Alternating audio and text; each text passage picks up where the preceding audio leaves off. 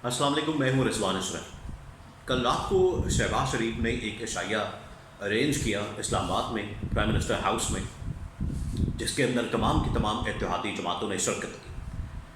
और उस इशाइये में, उस डिनर में शहबाज शरीफ की जानिब से इस बात का ऐलान किया गया है कि 9 अगस्त को असम्बलियाँ हमने रिजॉल्व कर देनी है, यानी कि शहबाज शरीफ ने इस्तीफ़ा दे देना है और 9 अगस्त को असम्बलियाँ रिजॉल्व कर दी जाएगी। अब 9 अगस्त को असम्बलियाँ रिजॉल्व करने के मामले पर इत्तेहादी जमातों में इख्तलाफात हैं। ये क्या इख्तलाफात हैं, इनकी वजूहात क्या है, इसके पीछे मुहर्रिकात क्या है? और दूसरा ये कि इलेक्शन के डिले के ऊपर जो आपस में इनकी लड़ाई हो रही है, ना सिर्फ इलेक्शन के डिले के ऊपर बल्कि 9 अगस्त को असम्बलियाँ रिजॉल्व करने पे, इलेक्शन के डिले पे, और तीसरा निगरान वज़ीर-ए-आज़म के ऊपर भी इनमें इख्तलाफात मौजूद हैं। ये तीनों अहम तरीन इशूज़ और इनसे मुतालिक बड़ी अहम तरीन मालूमात, अहम तरीन इंफॉर्मेशन वो मैं आपके साथ शेयर करता हूँ, और बड़े मुसद्दक़ा ज़राए से मैंने ये इंफॉर्मेशन हासिल की है जो आज मैं आपके साथ शेयर करने वाला हूँ। सबसे पहले जो मैं आपको बता दूँ कि कल रात को शहबाज शरीफ की जानिब से अलविदाई इशाइया यानी कि डिनर दिया गया था, और अब शहबाज शरीफ ने आखिरी मुलाकातें शुरू कर दी हैं। तो जाते जाते शहबाज शरीफ जहाँ पर बहुत सारे काम डाल रहे हैं, जिसमें ये कानून पे कानून बनाया जा रहा है, बिल पे बिल पास करवाया जा रहा है, कोई नहीं देख रहा, कोई किसी को समझ नहीं आ रही कि किस तरीके से ये कानून पास किए जा रहे हैं, बिल पास किए जा रहे हैं, जिनका मकसद, और ये समझ रहे हैं कि शायद इससे हमने इमरान खान को नुकसान पहुँचाना है, इमरान खान के गिर्द हमने शिकंजा कसना है, इमरान खान को हमने इसमें जलील करना है, जो इनकी इंटरप्रिटेशन है। लेकिन इनको ये अंदाज़ा नहीं है कि आखिरकार ये वाले कवानीन इनके अपने गले पड़ जाने हैं। बाद में इनको एहसास होना है कि ये कवानीन हमने बना के कितनी बड़ी गलती की है। बहरहाल कल रात को जो इशाइया दिया गया उसमें तमाम के तमाम जो इत्तेहादी जमातें थीं वो मौजूद थीं, और उनके सरबराहान मौजूद थे, उनके कायदीन मौजूद थे, उनको लोग मौजूद थे। वहाँ पर कुछ इख्तलाफात सामने आए हैं। इख्तलाफात हैं 9 मई को असम्बली रिजॉल्व करने और शहबाज शरीफ के इस्तीफ़े के ऊपर। शहबाज शरीफ का इस्तीफ़ा वो असम्बली की रिजॉल्व या असम्बलियाँ तहलील के साथ ही मुंसलिक है। अब 3 असम्बलियाँ रिजॉल्व होनी हैं। अब आपने इसको समझना है, 3 असम्बलियाँ। एक तो है नेशनल असम्बली, कौमी असम्बली, दूसरी है सिंध असम्बली, और तीसरी है बलूचिस्तान की असम्बली। 2 तो ऑलरेडी रिजॉल्व हो चुकी हैं, और वहाँ पर जो है निगरान हुकूमतें हैं, एक पंजाब और KP की। तो 3 असम्बलियाँ रिजॉल्व करनी है, एक नेशनल असम्बली, दूसरी सिंध और बलूचिस्तान। ये 3 असम्बलियाँ रिजॉल्व करनी है। अब एक असम्बली उसमें सिंध की जो है वो तो आसिफ जरदारी के पास है, पीपल्स पार्टी के पास है। उनको अब इसके ऊपर तहफ़्फ़ुज़ात हैं। तहफ़्फ़ुज़ात क्या? तहफ़्फ़ुज़ात ये हैं कि हम इलेक्शन को ये जो 90 दिन का टाइम देना चाहते हैं, ये जो 90 डेज़ का 3 महीने का टाइम देना चाहते हैं, ये किस वजह से हम लोग देना चाहते हैं? इससे हमें क्या फ़ायदा मिलेगा? अगर इससे कोई फ़ायदा मिल सकता है वो तो नून लीग को मिल सकता है। या पीपल्स पार्टी के अंदर बाकायदा इख्तलाफात मौजूद हैं, और उन्होंने अपने इस इख्तलाफात को, तहफ़्फ़ुज़ात को पीपल्स पार्टी की लीडरशिप यानी कि आसिफ अली जरदारी और बिलावल भुट्टो के सामने रखा कि हम तो PDM का हिस्सा ही नहीं, हमारा तो PDM के साथ कोई ताल्लुक़ नहीं, लेना देना नहीं, हम तो PDM से बाहर आ चुके हैं। अगर हम PDM से बाहर आ चुके हैं तो हम PDM के फ़ैसले क्यों मानें? PDM के फ़ैसलों के ऊपर हम क्यों अमल करें? PDM के फ़ैसलों के हम पाबंद नहीं हैं। इस वजह से PDM जो फ़ैसला करेगी वो हमारे ऊपर अमल दरामद उसका नहीं हो सकता, हम उसके पाबंद नहीं हैं। तो PDM 9 को करती, 10 को करती, 11 को करती, 12 को करती।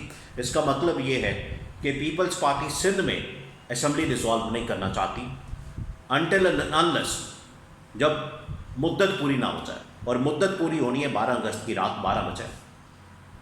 अगर वो असम्बली रिजॉल्व नहीं करते तो नेशनल असम्बली की रिजॉल्व को भी रोकना पड़ेगा, क्योंकि पूरे पाकिस्तान में एक ही टाइम इलेक्शन करवाने हैं, तो उसके लिए ज़रूरी है कि ये सारी असम्बलियाँ रिजॉल्व एक साथ हों। और अगर इनके जहन में ये है, देखिए इससे मसला क्या होगा, अगर वो टाइम पूरा कर जाती है सिंध असम्बली तो इसका मतलब है कि उसके पास 60 दिन है। कौमी असम्बली 1-2 दिन पहले रिजॉल्व होती है तो उसके पास 90 दिन है। तो ये एक डिफरेंस टाइम का आ जाएगा, टाइम फ्रेम का, 90 दिन और 60 दिन का, ये मसला पैदा हो सकता है। اب پی ڈی ایم کے اندر اختلافات اور پیپلز پارٹی کے اندر سے جو آواز سامنے آ رہی ہے کہ اس کا فائدہ تو نون لیگ اس وجہ سے حاصل کرنا چاہتی ہے کیونکہ نون لیگ کو یہ فکر ہے کہ ووٹ بینک ان کا خراب ہوا ہے، مہنگائی کے وہ ذمہ دار ہیں، بے روزگاری کے وہ ذمہ دار ہیں، معاشی تباہی کے وہ ذمہ دار ہیں، نون لیگ ذمہ دار ہے، شہباز شریف ذمہ دار ہے، اسحاق ڈار ذمہ دار ہیں۔ ہم اس کی ذمہ داری کیوں لیں؟ ہم یہ 90 دن کا جو یہ ایک ٹائم فریم ہے اس میں کیوں پڑھیں، اس میں کیوں جائیں؟ ہمارا اس میں کیا فائدہ ہے؟ ہم تو 60 ڈیز میں کروانا چاہتے ہیں، اور 60 ڈیز میں ہم کم از کم اپنی سندھ حکومت تو نکالیں یا بلوچستان کی حکومت تو نکالیں، وہاں پر ہم لوگ چیزوں کو مینج کر لیں۔ تو پیپلز پارٹی اور نون لیگ کے درمیان اس پر باقاعدہ اختلافات شروع ہو چکے ہیں۔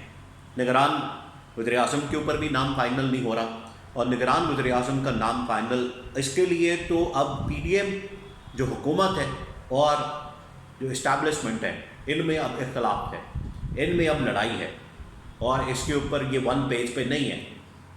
اس کی وجہ یہ ہے کہ اسٹیبلشمنٹ چاہتی ہے کہ ایسا ایک نگران وزیر اعظم آئے جو اکانومی کو سمجھتا ہو، ماہر معیشت ہو، اور معیشت کے ہم نے معاملات اسے چلوانے ہیں، اس وجہ سے معیشت دان ہونا چاہیے۔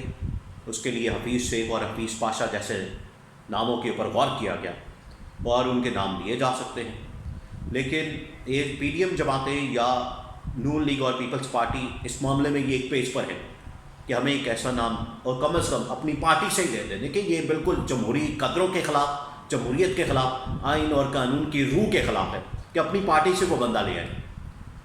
2-3 نام پیپلز پارٹی کے اندر سے چل رہے ہیں، 1-2 نام نون لیگ سے چل رہے ہیں، جس طرح سے پچھلے دنوں اسحاق ڈار کا نام لیا گیا۔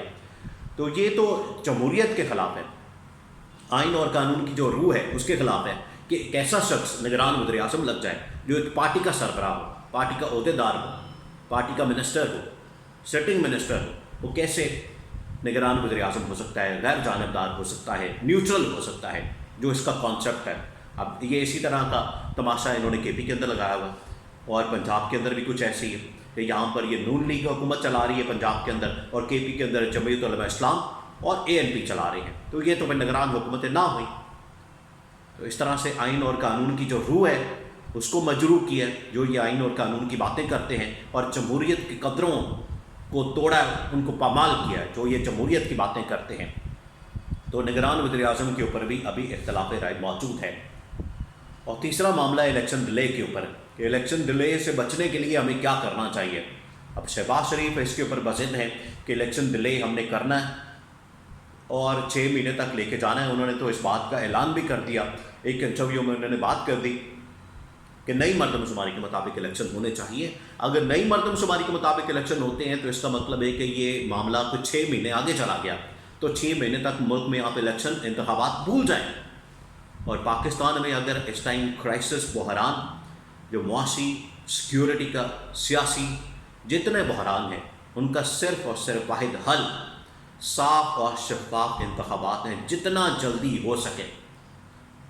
اور یہ ڈیلے کی باتیں کی جا رہی ہیں، تو ڈیلے کی شکل میں پاکستان کو نقصان ہوگا، پاکستان کے آئین اور قانون کو نقصان ہوگا، اور پاکستان کی معیشت کو نقصان ہوگا، پاکستان کے اداروں کو نقصان ہوگا، ریاست اور سیاست کو نقصان ہوگا، اور پاکستان کی عوام کو اس کا نقصان ہوگا۔